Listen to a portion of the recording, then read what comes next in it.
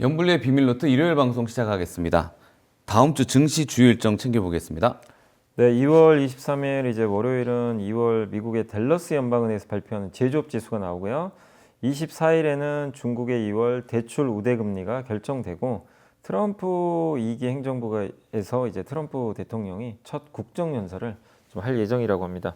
2월 25일은 이제 삼성전자 갤럭시 S26 시리즈가 공개될 예정이고 그날 또 엔비디아가 실적을 발표할 예정입니다. 2월 26일은 한국은행에서 금통일 열어서 금리를 결정하게 되고요. 중국은 4분기 GDP가 나올 예정입니다. 2월 27일은 이제 미국의 1월 생산자 물가지수가 나올 예정이니까 참고하시면 되겠습니다. 네, 이번 주 일정에서 어떤 포인트에 주목해야 될까요? 뭐 가장 중요한 건 역시 엔비디아 실적 발표겠죠. 요새 뭐 주가가 너무 좀 답답해가지고 그래도 M7 중에 엔비디아만 그나마 좀 버티고 조금 있다. 버티고 네. 있는 것 같아요. 근데 어쨌든 이제 뭔가 모멘텀이 좀 이걸 못 찾고 있는 상황인데 뭐 이제 시장에서 우려하는 건 그거죠. 너무 투자를 많이 하고 이런 것들에 대한 좀 거품 우려가 있는데 제 생각엔 또 젠슨하이 이걸 좀 잠재우는 발언을 하긴 할 것 같아요. 근데 중요한 건 그런 발언을 했을 때 시장이 그걸 받아들여 줘야 되는데 이게 안 좋게 해석하기 시작하면 아무리 젠슨하이 얘기를 해도 그냥 악재로 해석하는 경우들도 있거든요. 그래서 숫자는 좋겠죠. 숫자는 당연히 좋을 것 같고 어쨌든 이번에 어떤 실적이 나올지 한번 보시고 또 트럼프 2기 국정연설이 있으니까 사실 중간 선거도 있고 지금 트럼프가 굉장히 좀 궁지에 몰리고 있고 그러다 보니까 요새 뭔가 또 조급한 것 같고 또 이란 리스크도 있고 그런 것들에 대한 얘기들이 나올 것 같아요. 또 민생 문제 얘기들 많이 꺼내겠죠. 그래서 상당히 좀 중요한 연설이 될 것 같아서 한번 보시고 그 다음에 이제 삼성전자 투자하신 분들은 우리가 갤럭시 S26이 잘 팔리는 것도 중요하지만 거기에 탑재된 게 엑시노스니까 그게 아무 문제 없이 잘 이제 돌아가야 되겠죠. 그럼 검증이 된 거거든요. 그래서 파운드리 쪽이 되게 좀 모멘텀이 중요할 것 같고 마지막으로 금통위는 열릴 텐데 여기서 아마 금리는 뭐 우리나라는 당분간은 뭐 큰 어떤 게 없으면 동결적으로 계속 갈 것 같아요. 그래서 금통위도 예전보다 무게는 좀 떨어졌지만 금리 동결을 좀 예상한다라고 보시면 되겠습니다. 자, 그 말씀하신 엔비디아 실적 발표, 투자자들은 어떤 부분에 더 주목해서 봐야 될까요? 물론 뭐 당연히 숫자는 잘 나와야 돼요. 예상을 하회하면 그걸로 악재가 되니까.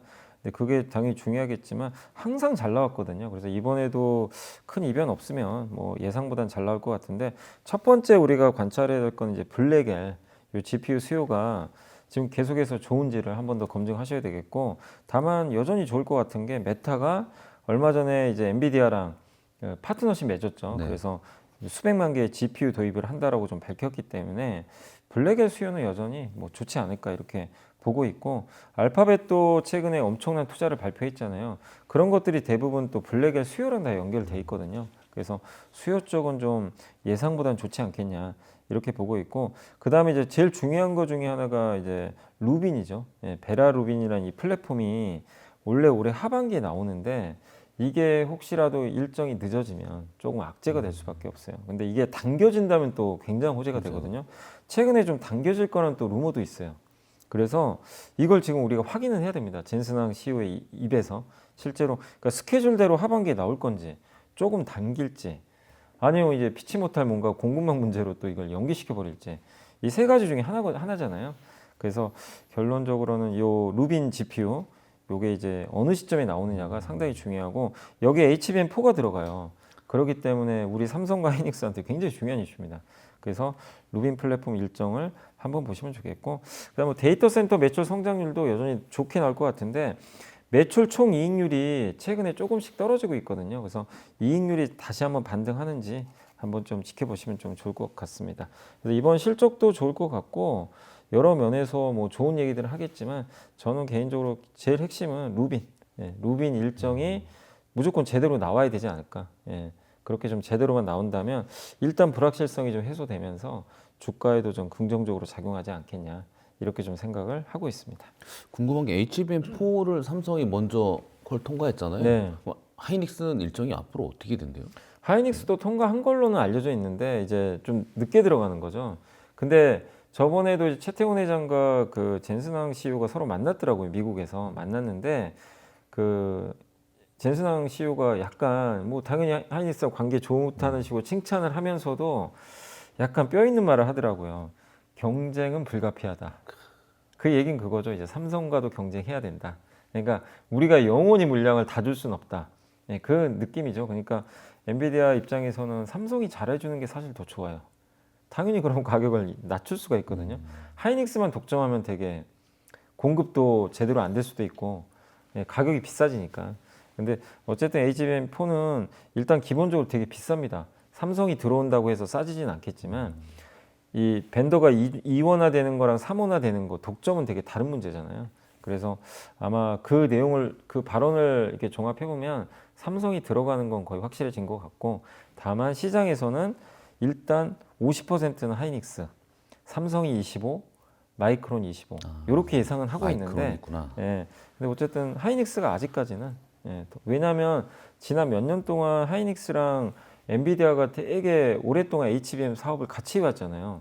그걸 무시할 수는 없거든요. 그 맞춤형 사업을 잘해왔기 때문에 이번에도 품질만 똑같다면 사실은 하이닉스가 비중은 많이 가져가지 않겠냐, 이렇게 시장은 일단 예상을 하고 있습니다. 그 젠스왕 CEO는 예전에 작년에는 HBM3 할 땐 삼성한테 뼈 있는 말을 네, 하더니 뼈 있는 이번에는 말을 또 많이 했죠. 너네 분발해야 된다. 분발해야 되고 설계부터 좀 맞아요. 다시 봐야 될 네. 것 같고 뭐 이런 얘기 했었는데, 자 코스닥은 또 1160을 돌파했습니다. 외국인이 단일 거래일 기준으로 1조 원 넘는 역대 최대 순매수도 기록했는데 코스피를 닮아서 잘 갈까요? 저는 어쨌든 코스닥은 좀 부담은 돼요. 이게 숫자로 가는 시장이 아니다 보니까 실적이 아니거든요. 거의 수급이죠, 수급으로. 근데 지난번에는 개인이 사서 올렸고 이번에는 외국인이 사서 올렸는데, 그래도 저는 간다고 보는 게 정부 의지가 너무 강력해요. 그러니까 지금 이재명 대통령이 하는 그 단어 그 이렇게 잘 들어보시면 아예 부동산 하지 말란 얘기예요. 지금 부동산을 계속 이거를 막아버리고 있는데, 그거를 하지 말라는 대신에 자꾸 국내 주식 쪽으로 유도를 하는데, 이제 코스피가 아니라 코스닥 쪽으로 좀 이제 또 유도를 하고 있잖아요. 그래서 코스닥 시장 부양 의지가 너무 막강해요. 막강하고 코스닥은 뭐 상법 개정은 이제 거의 다 끝나가니까 여기는 이제 수급으로 올리겠다는 의지가 되게 강하더라고요. 그래서 여기서 지금 나온 얘기가 국민연금이 코스닥 비중 늘려라. 예. 국민연금이 비중 늘리면 코스닥은 시장이 작아요. 그래서 코스피보다 수급 영향을 훨씬 많이 받아요. 그렇겠죠. 예, 시장 자체가 작다 보니까. 그래서 정부가 이렇게 맘먹고 코스닥 시장의 수급을 끌어올려주면 올라갈 수밖에 없는 거죠. 그래서 저희 당사에서도 최근에 보고서 나왔는데, 이 2018년도에 문재인 정부 때 코스닥 벤처펀드 그때 코스닥 시장이 한 30% 오른 적이 있어요. 그거랑 좀 비슷하기 때문에 저희도 이번에 코스닥은 1,400포인트까지는 좀 오르지 않겠냐, 일단 이렇게 예상을 좀 하고 있고, IBK 투자증권도 코스닥 150 지수가 3년에 한 번 정도는 코스피를 원래 이겼대요. 아 3년마다 한 번씩. 번씩은. 근데 2년 동안은 코스피한테 완전히 졌어요. 최근 2년. 올해가 3년 차죠. 그런 거 보면은 조금 더 유리하지 않겠냐. 예. 여러 가지 이유를 갖다 붙이는 느낌이 들어요. 근데 이게 과거 데이터를 긁어올 수밖에 없어요. 왜냐면 미래가 지금 이게 애매하다 보니까. 그래서 어쨌든 뭐 물론 무조건 과거를 따라가는 건 아닌데, 그런 걸 본다면 좀 올해 코스닥도 한번 해볼 만하지 않냐. 국민연금의 비중 확대, 정부 의지 이런 게 워낙 또 강력하니까. 그리고 국민성장펀드도 올해 이제 여름에 좀 나오잖아요. 여기 나오는 부분도 코스닥 벤처기업에 투자할 수도 있기 때문에 일단 코스닥은 여러분들이 펀더멘탈보다는요 수급을 보시고 수급이 계속 들어오는지 확인하시면서 계속해서 저도 코스닥은 좀 긍정적으로 바라보셔도 되지 않나 생각하고 있습니다. 저는 뭐 과거 사례를 말씀하셔서 그런데 가까운 사례를 보면 미국 정부의 정책 변화가 미국 시장에 얼마나 많은 영향을 맞아요. 미쳤는지 작년에 네. 봤고, 한국 정부의 정책이 코스피 시장에 얼마나 영향을 미쳤는지 봤으면 네. 이 정책의 힘이 시장에 엄청난 그럼요. 영향을 미친다는 거는 뭐 근래에 잘 증명이 돼 왔던 것 같습니다. 자, 삼성 SDI가 삼성 디스플레이 지분을 10조 원어치 매각한다고 발표했는데 어떤 이유가 있는 건가요? 일단 공시가 나왔고 이제 추진한다고 발표를 했어요. 그래서 이제 매각은 아마 조만간 이거를 누구한테 넘길지는 아직 몰라요. 넘길 대상을 찾으면 아마 이제 한 번에 다 넘겨버릴 것 같습니다. 삼성전자가 84.8% 갖고 있고 SDI가 나머지 15.2% 정도 갖고 있거든요. 이제 둘이 갖고 있는 거예요. 그래서 시장에서는 삼성전자가 다 가져가지 않겠냐. 이걸 받아줄 회사가 사실 삼성전자 말고는 딱히 지금 없습니다. 그래서 이게 10조 원 정도 지금 이제 장부가가 10조 원이래요. 10조 원 정도 되니까 아마 이제 이걸 매각할 때는 돈을 더 받을 수도 있을 것 같아요. 그래서 요만큼의 덩치는 아마 삼성전자가 인수하지 않겠냐. 뭐 외국계 펀드 뭐 블랙락에서도 인수한다는 얘기도 들리긴 하는데 뭐 그건 명확하진 않고, 다만 호재는 맞습니다. 삼성 SDI는 배터리 회사잖아요. 그렇죠. 여기는 디스플레이 회사예요. 돈 잘 벌긴 해요. 디스플레이인데도 굉장히 알짜 기업인데 다만 핵심은 삼성 디스플레이랑 SDI는 좀 사업 구조가 완전히 다르잖아요.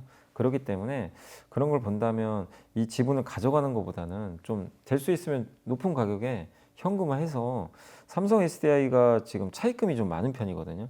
그동안 투자도 많이 했고 배터리가 지금 좀 좋지 않죠. 작년에도 적자도 많이 보고 그래서 차입금도 좀 줄여야 되고 적자에 대한 어떤 부담감도 해소를 해야 되고 미국의 ESS 요 사업도 계속 해야 되고 또 전고체 배터리 투자도 해야 되거든요. 할 게 많아요. 돈은 좀 필요하고 그래서 그런 걸 본다면 삼성 디스플레이 지분 요걸 좀 팔아서 현금화하는 거는 오히려 좀 주가에 긍정적으로 보고 있습니다. 그래서 이거 발표하고 나서 주가가 급등해 버렸거든요. 그래서 삼성 SDI가 지분 파는 거는 저는 긍정적일 수 있다. 이렇게 일단 생각을 하고 있기 때문에 한번 이게 실제로 연결이 되는지 차후에 공시를 통해서 나오겠지만 한번 기대감을 높여보시는 것도 좋을 것 같습니다. 뭐 제가 짧지만 들어본 얘기로는 전고체 배터리가 로봇에도 되게 중요하지만 예. 또 우주에도 되게 중요하게 쓰인다 그러더라고요. 네, 맞습니다.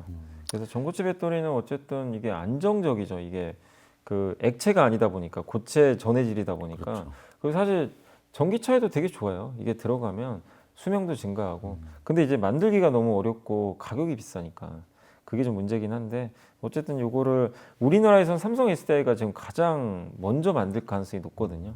그래서 그 기대감도 있기 때문에 계속 삼성 SDI는 좀 눈여겨볼 필요는 있는 것 같습니다. 자, 미국 조선업 재건을 위한 해양 행동 계획이 발표됐다. 한국 조선주에는 기회가 생기겠네요. 네, 기회가 생기는데 근데 공짜는 없어요. 이게 확실히 뭐냐면 자기네가 직접 배를 못 만들잖아요. 네. 지금은 뭐 인력도 없으니까 내용은 뭐냐면 한일 동맹국 조선소가 초기 선박을 너네 나라에서 짓는 건 우리가 허용해주겠다. 원래는 미국 법에 의하면 미국 선박은 미국 내에서만 만들어야 돼요. 근데 이거를 이제 우회해서 한국에서 만들어라. 이렇게 해준다는 거죠. 일본에서 만들어라. 대신에 조건은 그렇게 수주받은 조선소는 미국에 투자하라는 얘기예요. 조건이 있어요. 미국에 투자를 안 하면 안 주겠다는 거죠. 그래서 하나오션이 좋아요. 하나오션은 이미 미국에 조선사를 인수해 버렸어요. 그렇죠. 하나필리. 예. 그래서 이거 나오고 하나오션이 주가가 이제 한번 급등했는데 이제 어쨌든 지금 조선주에 대한 기대감은 뭐냐면 미국에서 언제 수주 나오냐 이걸 되게 기대하는데 안 나왔거든요. 근데 이제 우리 연휴 기간에 이 발표가 실제 있었던 거예요. 전제 조건은 있지만 그래서 이걸 본다면 조선주에 대한 불확실성이 일단 해소가 된 거죠. 드디어 나오기 시작하는구나. 근데 조건이 있기 때문에 하나그룹은 괜찮은데 이게 현대중공업그룹이 좀 애매해졌어요. 왜요? 미국에 투자를 해야 되는데 아, 한다고는 했는데 아직은 액션이, 늦었구나, 액션이 없어요. 원래 작년에 HD 한국조선해양이 작년에 이제 얘기를 했어요. 지분 60%를 자기네가 보유하는 미국의 이제 하나의 조선소를 좀 만들 예정이다라고 했는데 아직은 그 후로 후속 조치가 없어요. 그래서 저도 이제 그걸 보면서 느낀 게 애널리스트 분들도 보고서에 뭐라고 썼냐면 한국조선해양이 좀 수혜 받을 것 같다. 이런 얘기를 했던 게 결국엔 이게 지금 시작이 됐잖아요. 네. 미국 수주 받으려면 미국 투자 들어가야 되거든요.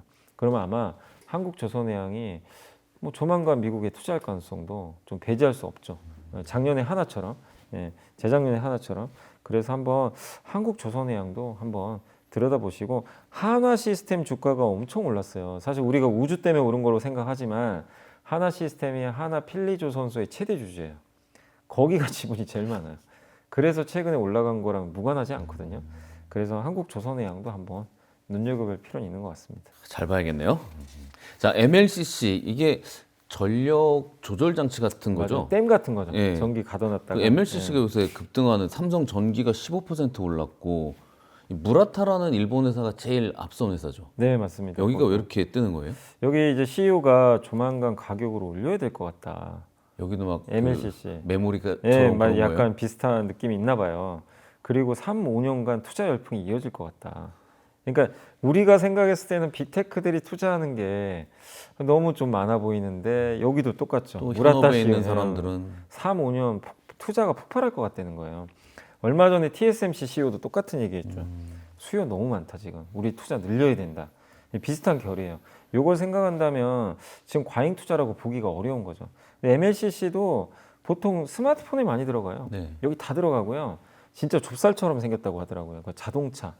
근데 여기는 어쨌든 여기에 보통 들어가는데 여기가 업황이 좋은 건 아니죠. 근데 요즘에 수요가 이제 AI 데이터 센터로. 또 거기구나. 예. 근데 거긴 또 비싸니까 공급도 부족하고. 그래서 아마 이제 가격 인상을 고민 중에 있는 것 같아요. 이러면 되게 오래 갈 수밖에 없어요, 사이클이. 데이터 센터가 붙게 되면. 근데 증설도 못했어요, 많이. 예, 그러다 보니까 사이클 되게 장기화된다. 그래서 어쨌든 삼성전기가 하루에 15% 오른 건 정말 드문 일인데 지금 이렇게 올라가는 거는 AI랑 연결됐는데 그러니까 공통 분모가 다 있어요.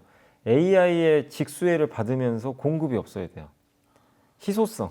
그러면 그냥 주가가 우상향하는 것 같아요. 그냥 계속 쇼티지를 네. 보는구나. 근데 소프트웨어는 쇼티지가 날 수 없는 게 복제를 할 수가 있어요.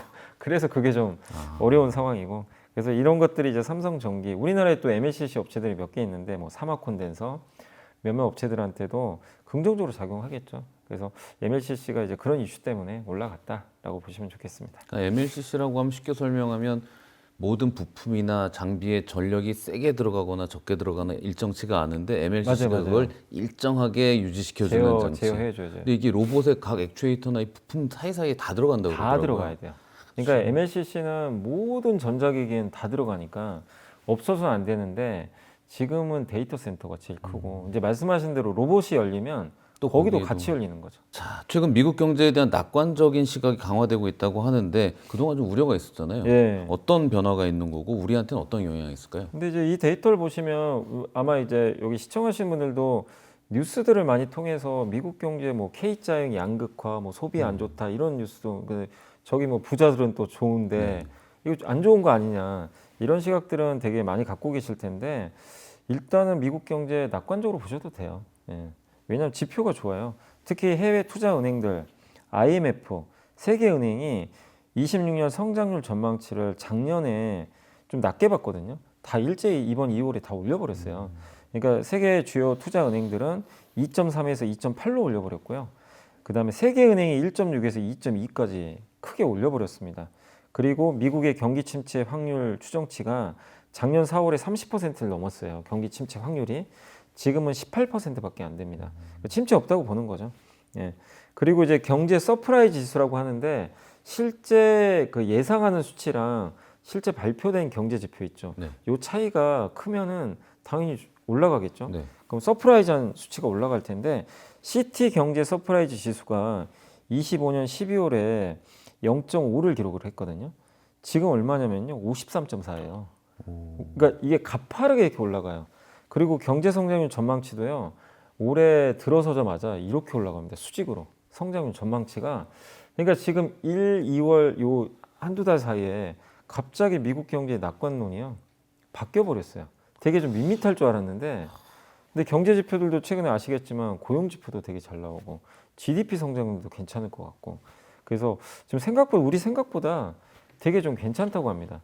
그래서 이렇게 근데 또 볼 수 있는 근거가 뭐냐면 트럼프의 정책이 여러 개 있죠. 근데 작년에 정책 중에 제일 안 좋았던 게 관세잖아요. 네. 관세가 작년에 예상보다 성장률을 좀 갉아먹었거든요. 근데 올해는 이미 관세 충격 다 벗어났잖아요. 이미 시장이 적용한 데다가 올해 뭐가 있냐면 트럼프 감세법이 본격적으로 시행이 돼서 돈을 돌려줄 거예요. OBBBA. 맞아요. 그다음 소득세도 인하해주고 막 이런 것들이죠. 이런 것들이 결국 이제 경제에 마중물 역할을 해줄 거고 또 하나가 AI 데이터 센터 엄청 투자하거든요. 이 돈들이 다 이제 그 고용도 창출할 거고 돈들이 흘러가는 거죠. 실물 경제. 그래서 이 두 가지 효과가 되게 클 거라고 좀 보는 것 같아요. 그래서 갑자기 한두 달 사이에 미국 경제 낙관론이 퍼지는데 제가 이걸 왜 굳이 보여드리냐면 주식시장만 보면 전혀 반영을 안 아닌 것 하고 같아요. 예, 반영을 안 해요.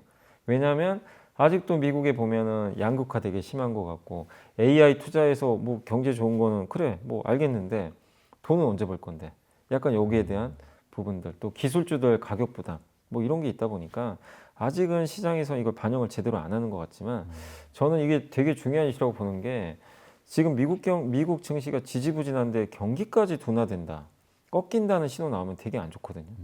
돈이 계속 빠져나가요 다른 나라로. 예. 근데 그게 아니라 미국 경기는 되게 단단한 가운데 좀 어떻게 보면 지금 미국 증시가 안 좋지만 이거 반대로 생각하면 좀 쉬는 걸 수도 있거든요. 지난 3년간 너무 올랐어요. 예. 그래서 저는 이 경제 지표가 이렇게 좋은데 물가는 또 높지 않고 그런 상황에서 미국 증시는 답답하더라도 약간 견조하게 잘 버텨주고 있고 그러면 이거는 저는 언젠가 반영한다고 보거든요.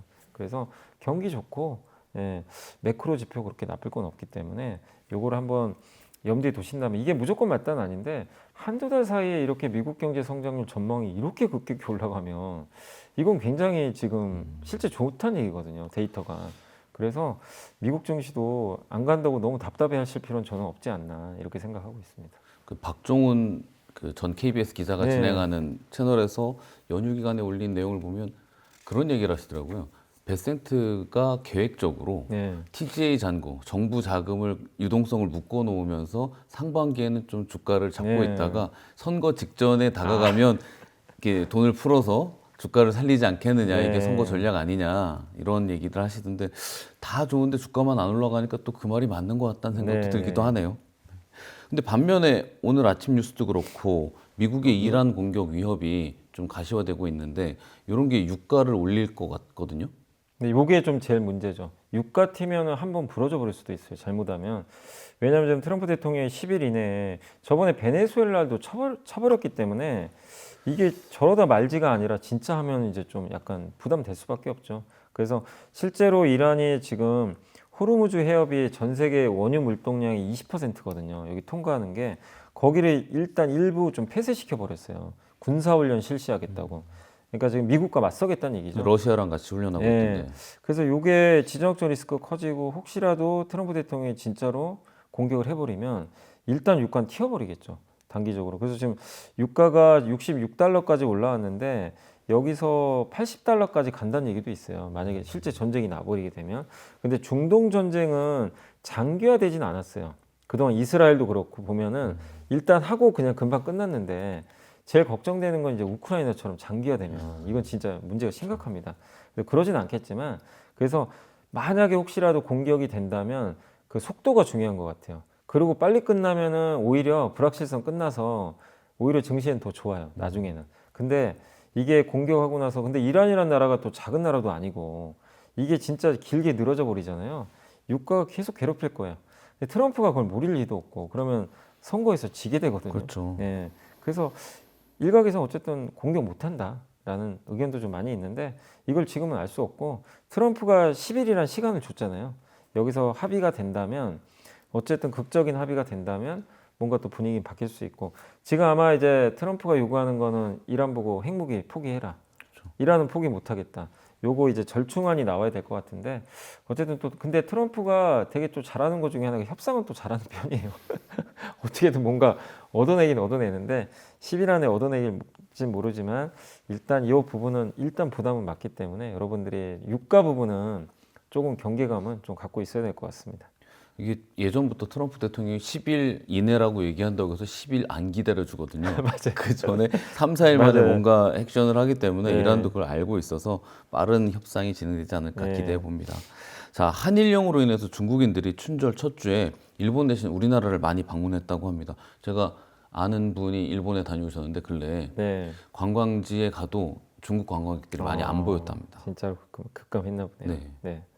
이게 앞으로 구조적으로 이렇게 굳어질까요? 구조적일 수밖에 없는 게 사실은 이제 이거는 되게 좋은 지표가 그냥 명확히 알 수 있는 지표가 다카이치 총리의 지지율을 보시면 돼요. 너무 높죠, 요새. 너무 높죠. 근데 사실 중국 때리면서 지지율 되게 아니, 올라갔거든요. 이번 선거 결과를 이렇게 예측한 분들이 네, 별로 맞아요. 없었어요. 네. 근데 지지율이 떨어지면 이 동력도 사실 떨어지기 때문에 나중에 또 중국과 잘 지내려고 할 수도 있어요. 근데 그거는 지금 1, 2년 안에는 아닌 것 같아요. 그래서 한일령 되게 오래 갈 것 같습니다. 최소 올해까지는 이어지니까 그럼 구조적이죠. 그리고 중국인들은 기왕에 갈 거 이제 일본 안 가거든요. 그리고 태국에서도 뭔가 좀 문제가 있었던지 저도 정확하게 뉴스 모르는데 뭐 연예인 뭐 납치나 뭐 그런 게 있었나 봐요. 그래서 그 원래 중국 사람들이 태국을 되게 선호한대요. 방콕 같은 경우. 방콕도 지금 34%가 급감했대요. 그럼 이 수요가 어디로 가냐면 가장 가까운 한국으로 옵니다. 실제로 지금 한국 방문객 수가 8년 만에 처음으로 중국인들이 일본 가는 걸 이겨버렸대요. 예, 항상 일본이 더 많았어요. 예, 그 정도로 지금 효과가 생긴 거죠. 그래서 일시적인 게 아니다라고 보시고 특히 제일 수혜를 많이 받는 곳이 그 백화점이라고 합니다. 옛날에 면세점 많이 갔지만 지금은 거의 백화점 많이 가고 실제로 외국인 중에 절반이 중국 사람이래요. 백화점 매출 외국인 중에 절반이 중국인이고 중국인이 또 돈을 좀 많이 쓰는 편이래요. 그러니까 일본이나 다른 외국인에 비해서 맞아요. 방문객 네. 1인당 소비액이 크더라고요. 되게 크다고 합니다. 그래서 그런 부분도 이제 백화점의 매출을 올려주는 요인이 되겠죠. 그래서 상대적으로 좀 괜찮을 것 같고, 그래서 계속해서 뭐 카지노라든가 이런 백화점, 호텔 쪽은 이 장이 좋으면 잘 안 가요. 여기는 시장이 좋으면은 좀 쉬어요. 근데 2월 초에 기억하시겠지만 그때 증시 한번 요동칠 때 네. 그때 급등해 버렸거든요. 올랐죠. 그래서 주식시장이 혹시 이제 빠질 가능성도 언젠간 있잖아요. 그런 걸 대비한다면 뭐 이런 요즘에 소외받는 내수주도 한번 들여다볼 필요는 있다라고 말씀드리겠습니다. 자, 이사님이 선정한 이번 주의 보고서는 좀 전에 이야기 나눈 MLCC 관련 내용이네요. 네, 맞습니다. 그래서 MLCC 관련된 이제 보고서 2개 좀 가져봤는데, 사실 이번 주에는 거의 보고서가 좀 없었고 제일 인상 깊었던 건 근데 MLCC였던 것 같아요. 그래서 한 2가지 보고서만 말씀드릴게요. 첫 번째가 IM증권의 고이영 박정화 연구원님 쓰신 무라타 타이오 유된 주가 상승 코멘트, MLCC 가격 인상의 전조. 그래서 앞서 설명드린 내용들은 있으니까 좀 간략하게 말씀드리면, 지금 삼성전기와 무라타가 가동률이 90%가 넘어간대요. 두 업체가 1, 2위 다투고 1, 2 있는 다투고 있어요. 제일 잘 만들어요. 근데 그동안 이게 스마트폰에 들어가는 거는 주로 중국도 많이 만들었거든요. 경쟁이 심해지니까 되게 안 좋았어요. 그 증설도 안 했죠. 예. 근데 최근에 이제 AI 데이터 센터 이런 게 들어가다 보니까 요 수요가 느는데 중국은 이걸 잘 못 만들어요, 아직은. 그리고 데이터 센터에 들어가는 거는 중국 걸 별로 선호를 안 하죠. 그렇겠죠. 예, 신뢰 문제가 있다 보니까. 그래서 삼성전기랑 이제 무라타 쪽으로 수요가 좀 쏠리고 있다. 라고 좀 보시면 좀 좋을 것 같고, 지금 사이클이 뭐랑 비슷하냐면 아이폰 X 혹시 기억나세요? 이제 처음으로 크게 화면 키울 때. 네네. 그때가 이제 아이폰이 업그레이드 돼서 되게 잘 팔린 모델인데 그때 사양이 정말 스펙이 엄청 좋았잖아요. 그러면서 MLCC 사이클이 엄청 좋았어요, 당시에. 그 사이클과 좀 비슷하게 간다. 다른 점은 뭐냐면 소비자가 아이폰을 사는 거지 기업이 사는 건 아니잖아요, 주로. 근데 이번 사이클은 여러분이 데이터 센터 사는 게 아니잖아요. 그렇죠. 기업이 하는 거예요. 그래서 사이클이 되게 오래 갈 수밖에 없어요. 이게 아이폰 사고 끝나는 게 아니라 데이터 센터는 계속 짓거든요. 필요할 때마다. 그래서 수요 기반이 되게 단단해요. 오래 가는 기반이에요. 그렇기 때문에 저번에도 이제 아까도 말씀드렸지만 무라타 CEO가 3, 5년에 걸친 투자 사이클이 폭발할 것 같다. 이걸 괜히 한 얘기가 아니죠. 그래서 이 소비자용 어떤 제품 사이클은 오래 안 가요. 1, 2년이면 끝나요. 근데 이런 기업들이 대규모 투자하는 거죠. 옛날에 인터넷 그렇구나. 이런 거 통신선 깔고 뭐 인터넷하고 AI 데이터 센터 까는 거는 사이클이 최소 3년에서 5년 간다고 하더라고요. 그러니까 되게 오래 가는 사이클이니까 MLCC 사이클도 이게 지금 요거를 우리가 그냥 이러다 말겠지가 아니라 되게 오래 갈 수도 있다. 그래서 2017년과 비슷한 점도 있지만 더 오래 갈 수 있다는 게 특징적이고, 삼성증권의 이종욱 연구원님은 삼성전기 보고서를 쓰셨어요, 직접. 그래서 나는 이 게임을 해봤다. 이 제목에 정답이 나온 게, 이 게임이 어디서 나오냐면 뭔가 기시감이 느껴지지 않으세요? 메모리 반도체랑 너무 똑같아요. 메모리 반도체도 왜 이렇게 사이클이 터졌냐면 HBM에 집중하느라고 범용 D램을 안 만든 거죠. 여기 수요도 없고 등한시했는데 여기가 갑자기 수요가 폭발해가지고 터졌는데, 지금 비슷하대요. 고사양 MLCC에 다 집중하느라고 이 저사양 있죠. 여기가 지금 물량이 여기도 이제 점점 공급이 부족해지는 것 같아요. 그러니까 모바일 고객의 수급도 타이트해질 수도 있다. 예. 이게 뭔가 그러니까 지금 AI가 좋으니까 별로 안 좋게 봤던 요 모바일까지도 살아나기 시작할 수도 있다는 거죠. 왜냐면 안 만들었거든요. 예, 돈이 안 되니까. 그래서 이런 경험들이 우리가 D램에서 본 거 아니냐. 이게 MLCC까지도 지금 연결이 되고 있다. 그래서 이런 걸 본다면 되게 사이클 오래 갈 수도 있거든요. 그래서 여기에 근데 여기도 중요한 게 MLCC 중에 무라타랑 삼성전기가 이원하고 있으니까 이 시장을 또 그런 부분에서 거의 메모리랑 거의 흡사하게 지금 가는 그런 구조로 보시고 좀 길게 보셨으면 저도 좋을 것 같습니다. 근데 이런 업체들 입장에서 보면 데이터 센터가 일시에 확 생기지 않고 차근차근 지어지는 게 정말 좋겠네요. 그러니까 계단식으로 간다고 하더라고요. 이게 그러니까 한 번에 근데 엄청 투자를 해요. 그리고 좀 멈췄다 또 투자하고. 투자하고 근데 여기만 투자하는 게 아니라 지금 전 세계 국가가 또 다 다 투자해야 하고 돼요. 있으니까. 그것도 남아있죠. 지금 우리가 미국만 보지만 우리도 지금 투자해야 되거든요. 그래서 중동도 투자할 거고 앞으로 AI 안 쓸 국가가 어디 있겠어요? 다 쓰니까. 그거 생각하면 수요는 그래서 이걸 모바일 사이클로 생각하면 팔아야 돼요. 모바일 반짝할 때 사이클이면 풀어야 피크아웃이니까. 근데 데이터 센터 사이클은 그거랑은 다른 문제이기 때문에 되게 오래 갈 수 있다는 걸 이제 그래서 우리가 생각을 좀 바꿔야 된다. 그 말씀을 좀 드리고 싶습니다. 오늘 방송에서는 어떤 특정 회사의 지분이 어디에 있는지도 잘 살펴봐야 되는 것 같고 또 인기 있는 종목이 어떤 사이클을 가지고 가는지도 잘 살펴봐야 될 것 같다는 생각이 듭니다. 저희 오늘 방송 여기서 마치고요. 다음 주에 다시 찾아뵙겠습니다. 감사합니다.